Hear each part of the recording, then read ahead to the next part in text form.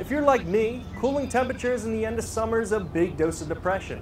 For much of the US, the fall is merely a warning of things to come, with brutally cold temperatures just around the corner. But if you're one of the few lucky Americans who happen to live south enough to avoid god-awful ice or snow, or even avoid winter altogether, then you know how different of a meaning fall can be to you as a bass fisherman. So before we start, it is worth noting that many of the seasonal movements and strategies I'm going to discuss may not be applicable to your part of the country. I will, however, attempt to cover some of the fall strategies for these very southern and warm climates. So, let's get started.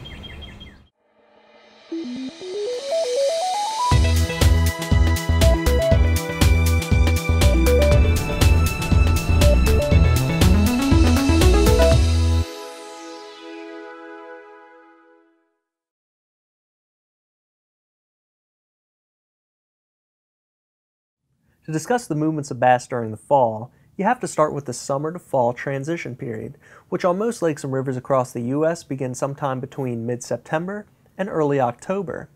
In the summer, bass typically hang out in deeper water on the main lake or river, favoring the cooler water temperatures. While many bass do remain in shallow cover and in the creeks, it's far more common to find larger numbers of bass on the main lake.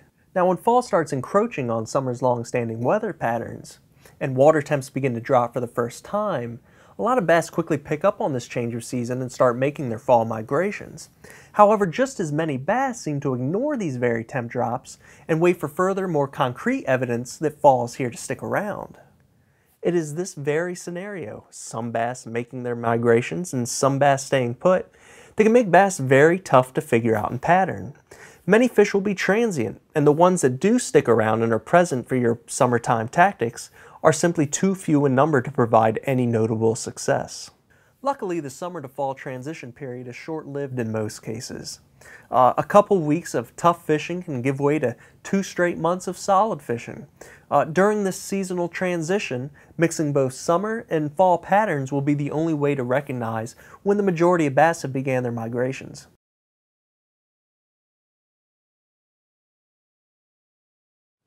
The fall bass fishing season should be broken down into 3 parts: early fall, mid-fall, and late fall.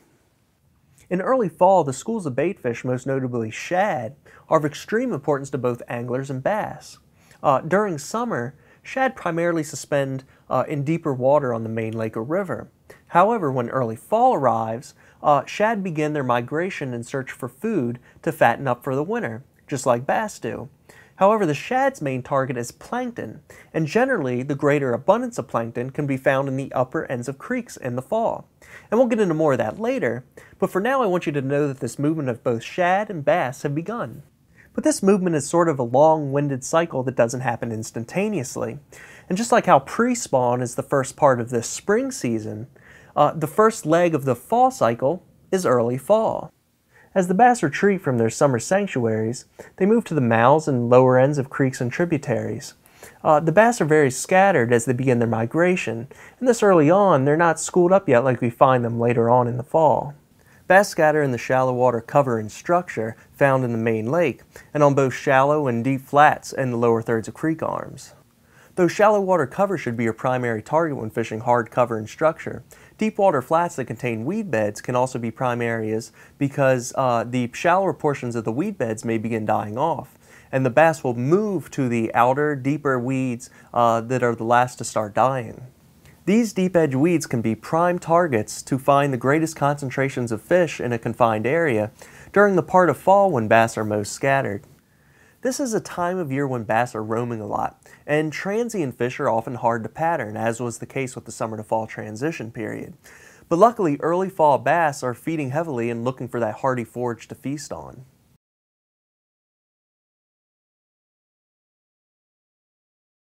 So we know the fish are scattered, roaming and towards the mouths of creeks. Our primary objective should be to seek out the most active fish up shallow, using lures that can cover a lot of water quickly. In early fall, it's all about covering water and presenting your bait to as much cover and structure as possible. Bass are going to be looking for that hearty meal, so big lures that imitate bait fish such as shad are going to be your top choice. big spinnerbaits with big double willow leaf blades, shallow running crankbaits for laydowns, stumps, and rocks, deep diving crankbaits for deep weed edges on flats. And early fall is a fantastic time for swimming a white jig as well. A white jig imitates a shad beautifully and can offer a different look to bass who are accustomed to seeing the standard spinnerbaits and buzzbaits. A lipless crankbait can also produce, allowing you greater versatility and depth compared to a lipped crankbait, and can also allow you to retrieve it quicker and cover more water. Those shad that are going to be on the mouths of creeks and on primary points are going to be near the surface of the water. So keep in mind that the bass that used to hang on the bottom during the summer will most likely be suspended on cover looking for those schools of shad near the top. Just because they're suspended doesn't mean they'll be hard to catch. It just means that you have to be more cognizant not to work your bait near the bottom so much, since they're not relating to the bottom at this time of year. Again, both shallow flats and deep flats with weeds are going to be prime hotspots on the main lake, especially around the mouths of tributaries. Those flats offering isolated cover are going to far outproduce those flats chock full of cover. Because of the scattered nature of bass at this time of year, isolated cover provides a higher percentage target to cast to than a piece of cover surrounded by hundreds of other pieces of cover. For those flats offering isolated pieces of cover, fan casting a lipless crankbait, for instance, can be a great way to cover water quickly and expose those isolated pieces of cover. Remember at the beginning of the video where I made mention that a lot of the seasonal movements and strategies I'm going to discuss aren't going to be applicable to some parts of the country? Well, it's South Florida that's the outlier in this discussion. It simply doesn't get cold in South Florida, and what happens to bass on northern lakes and rivers ceases to exist down there. In fact, while a lot of lakes up north are being drawn down, in other words, water authorities are lowering lake levels in anticipation for winter to kill off problematic weeds, the opposite is happening down in South Florida. Summer lake levels are generally low for two reasons: the heat and the fact that water authorities lower lake levels to prevent flooding during hurricane season. A cooler fall can allow water authorities to raise lake levels, and more rain can often bring lake levels much higher than they were in summer. And it is this scenario that is the determining factor for the shift to fall fishing patterns. The rising water will push the bait fish into shallower weeds and grass. Unlike in mid to late fall when the shallow grass starts dying off and bass begin moving to the deeper, more alive portions, South Florida bass are actually moving further into the weeds. Another notable difference between northern bass and southern bass is that the fall feeding frenzy up north is to prepare for a long and cold winter, where bass won't have the energy to roam for food, so they stock up as best they can to hold them over during the winter months. But in Florida, it's happening for a much different reason. The fall feeding frenzy is happening as preparation for the spawn. Because there's no real winter in South Florida, the fall is a pre-spawn feeding rush. And the farther south you go in the country, in other words, the warmer the climate, the longer the spawn is. So in South Florida, they get a much longer and sometimes more frequent spawn happening in late November to even as late as March.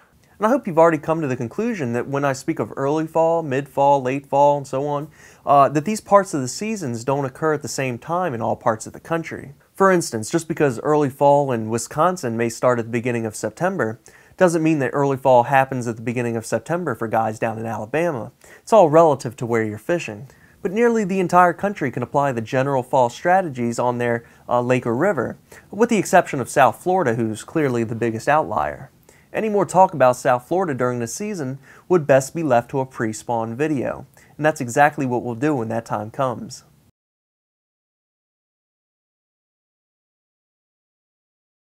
The mid-fall is the real meat and potatoes of the fall bass fishing season, and this is the part of fall that anglers refer to the most when they speak of fishing in the fall.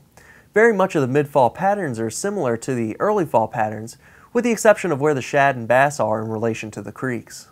As we previously pointed out, early fall brings both shad and bass to shallow flats and cover around creek mouths and just inside tributary arms. The mid-fall is the second leg of the fall migration cycle, and it's important to understand not only what occurs, but why it occurs.